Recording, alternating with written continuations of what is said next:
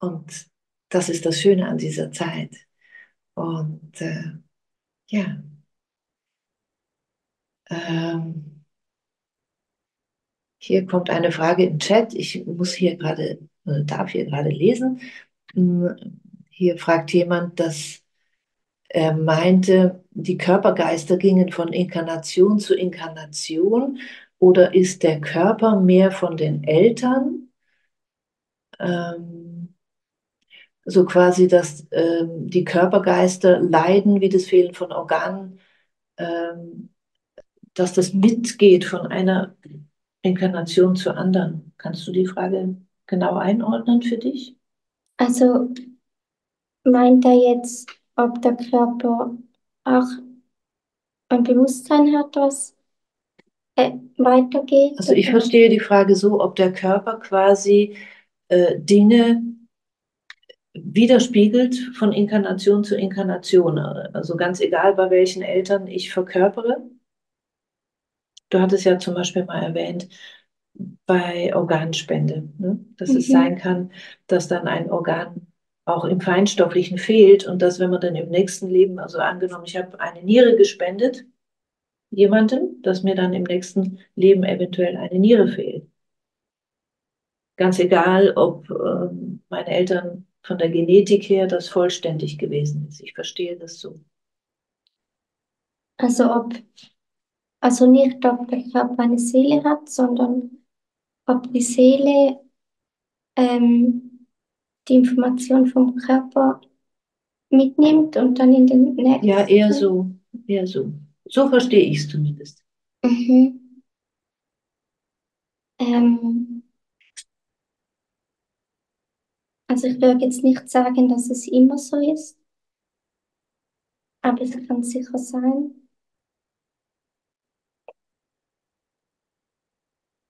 Und das sind ja auch, also das, was wir jetzt von den Ahnen mitbekommen, was wir vererbt bekommen und dann in unseren Zellen ist, ähm, das zähle ich jetzt da mal nicht mit dazu. Also das gehört zwar auch irgendwie da rein, aber das gehört jetzt irgendwie nicht zur Frage. Also dann lasse ich das mal weg. Ähm, und einfach von unserer Seele her. Also es kann schon sein, dass wir so einen körperlichen Zustand von einer Inkarnation in die nächste mitnehmen. Also ich habe mal von jemandem gehört, der hatte einen Unfall und hatte dabei seinen Arm verloren. Und der ist dann gestorben. Und als er dann wieder einen neuen Körper hatte, kam er ohne diesen Arm auf die Welt. Also das hat ihm danach gefehlt. Und der hat das in seinem Fall so mitgenommen von einem Leben zum anderen. Aber das macht ja nicht jeder so. Also nicht jeder, der mal in einem früheren Leben ganz egal was hatte, hat das dann im nächsten Leben auch. Also das ist ja nicht so. Ähm, ich denke, es kommt auch darauf an, ähm, wie die Seele damit umgeht, also was sie für Entscheidungen macht in der geistigen Welt. Und dann kann es schon sein, dass eine Seele sagt, im letzten Leben hatte ich körperlich ähm, den und den Zustand und aus dem und dem Grund ist er immer noch hilfreich für mich und dann nimmt sie ihn in das nächste Leben mit. Also das gibt es schon.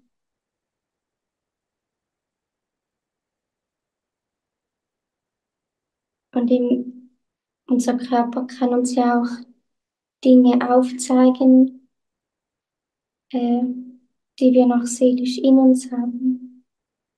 Also ich stelle dir jetzt mal eine Frage, die mir jetzt gerade so durch den Kopf geht, wenn ich dich sprechen höre. Äh, Es ist ja dieser Irrsinn im Moment im Gange. Hier unter uns darf ich das ja ganz laut sagen, mit diesem ganzen Gender und 730 Geschlechter und so. Aber nur schon, dass sich zum Beispiel ein Mann plötzlich als mehr als Frau identifiziert oder als Frau fühlt oder eine Frau als Mann.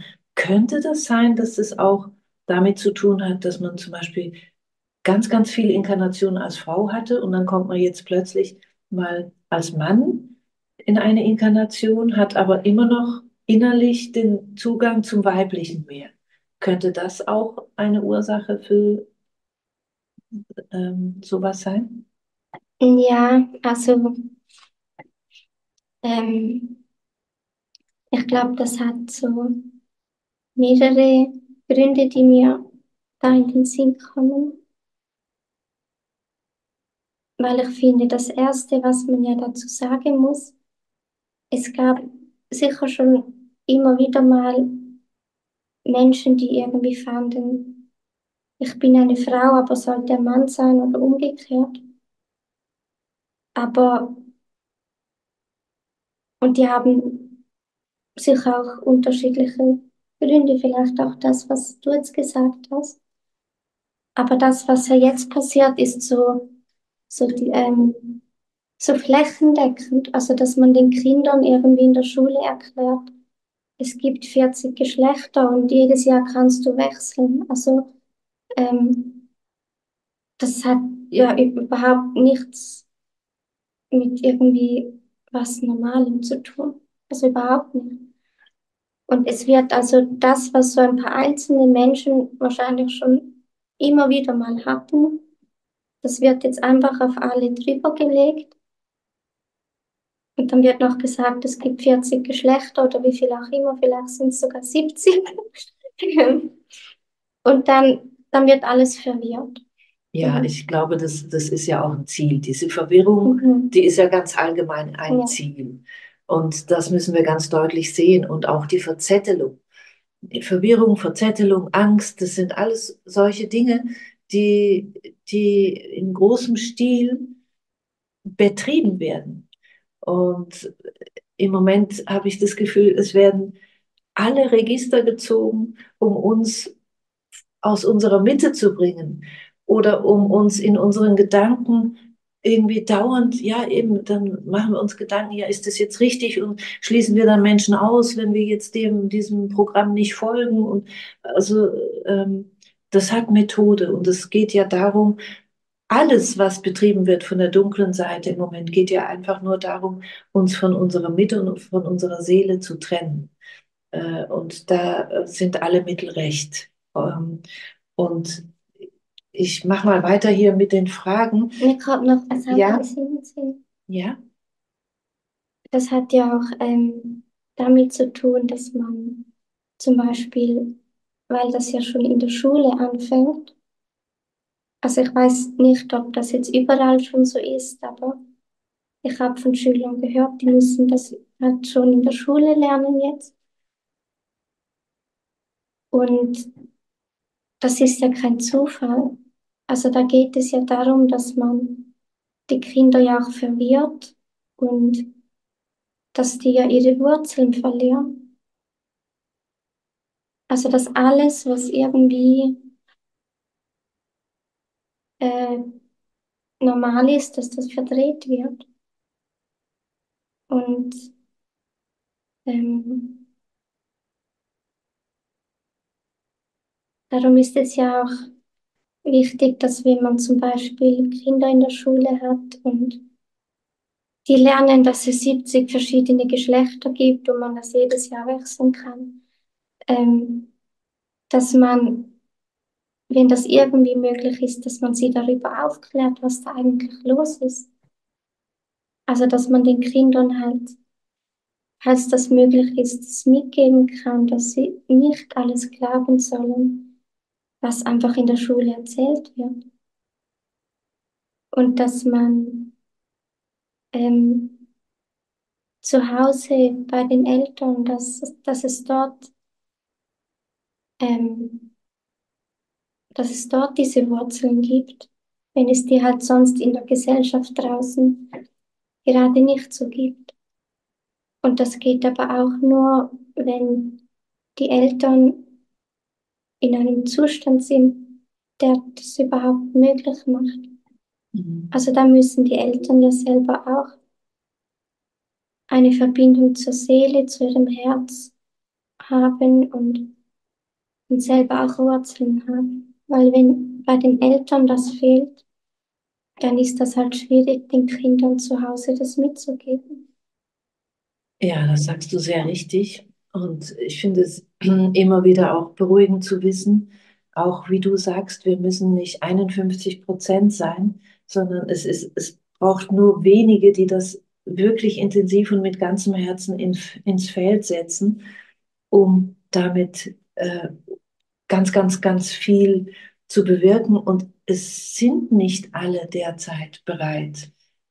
Es ist einfach so und wir können nicht alle mitnehmen. Ich möchte hier noch ganz kurz auf was eingehen. Hier hat jemand geschrieben, als wir eben darüber sprachen, wie verrückt es ist und wie die Ablenkung so groß ist und dass es versucht wird, unseren Geist und ähm, äh, uns zu verzetteln eigentlich in Dinge, die uns ablenken von dem, was wir wirklich sind. Und er schrieb, es ist so wichtig zu lernen, nicht zu urteilen.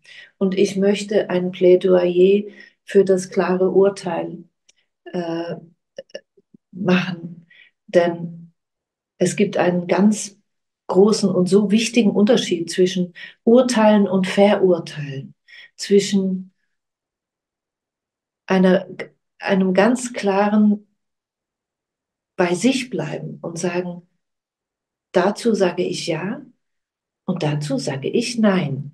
Das heißt aber nicht, dass ich die Person, die so handelt oder so ist, verurteile, aber ich fälle für mich ein ganz klares Urteil, weil das tun wir ja in jeder Nanosekunde und das müssen wir ja auch in jeder Nanosekunde tun. Es geht darum, dass wir klar sind und dass wir zu gewissen Dingen innerlich Nein sagen. Ähm, weil das ist etwas, was ich das Gefühl habe, das geistert in der spirituellen Welt eben so herum, mit dem nicht urteilen sollen. Und das führt dann dazu, dass man sagt, ja, ja, alles ist gut so, wie es ist. Aber das ist es ja nicht, Christina, oder? Wie siehst du das? Also ich finde auch, wir urteilen ja eigentlich ständig. Also sobald wir uns überlegen, ob uns etwas gut tut, ob wir das mögen oder nicht, ob wir etwas wollen oder nicht, das müssen wir ja ständig. Das fängt ja schon an, ähm, wenn wir irgendwas einkaufen, dann sind da ja ganz verschiedene Dinge und am Ende wissen wir, das und das nehme ich mit und das nicht. Und das ist auch schon ein Urteilen. Und darum urteilen tun wir ständig. Und das ist auch gar nicht schlimm. Und verurteilen, das ist ja was anderes, weil beim Verurteilen, da sagt man ja, etwas ist weniger wert. Etwas ist irgendwie schlechter als was anderes. Oder doof oder dumm oder irgendwas. Aber nur wenn wir etwas beurteilen, dann hat das nichts damit zu tun, dass wir sagen, etwas ist schlechter. Ich weiß nicht, ob man den Unterschied irgendwie so versteht. Also ich finde, es geht immer darum, dass wir innerlich unseren Weg finden, dass wir klar bleiben mit uns. Weil wenn ich hingehe und sage, also alles ist gut so, wie es ist, also ich möchte mal diejenigen Menschen, die das so propagieren, mal sehen, ähm, wenn ihnen gewisse Dinge geschehen, ob sie dann immer noch sagen, zum Beispiel die Menschen, die jetzt in der Ukraine von der Straße gerissen werden und an die Front gestellt, junge Männer, alte Männer holen sie und stellen sie an die Front. Oder in Indien wird ein Bettler verstümmelt, um mehr Einnahmen zu generieren als Kind. Ob dieses Kind oder dieser Mann, der an die Front geschleppt wird, dann sagen, alles ist gut, wie es ist. Das finde ich einen ganz fatalen Irrtum. Und ich finde es so wichtig, dass wir innerlich Stellung beziehen, dass wir sagen, nein, ich will keinen Krieg. Ich will das nicht. Das muss ich sagen dürfen, und zwar ganz laut und deutlich. Und für mich ist es ein Irrweg, einer der Fallen, die auch vom Unlicht eigentlich in die esoterische Szene gesetzt worden sind. Dieses keine, eigentlich nicht Nein sagen dürfen. Und viele verwechseln eben auch das mit der Liebe, da hast du auch schon oft drüber gesprochen, liebe Christina, ähm, verwechseln das Liebe damit nicht Nein sagen zu dürfen. Und das ist ein ganz fataler Irrtum. Und das dürfen wir auch lernen. Und ich glaube, es fällt uns angesichts der derzeitigen Entwicklungen auch immer leichter, oder? Das ist ja wie wenn man mit Menschen Kontakt hat. Es gibt ja Menschen, mit denen äh, ist man mehr auf einer Wellenlänge und mit anderen weniger. Und wenn man dann zum Beispiel sagt, mit einem Menschen, da passt man weniger zusammen und dann ähm, hält man da auch mehr Abstand, einfach weil es miteinander nicht passt und einem das nicht gut tut. Dann kommt es ja immer darauf an, ähm, auf welche Art man das dann macht.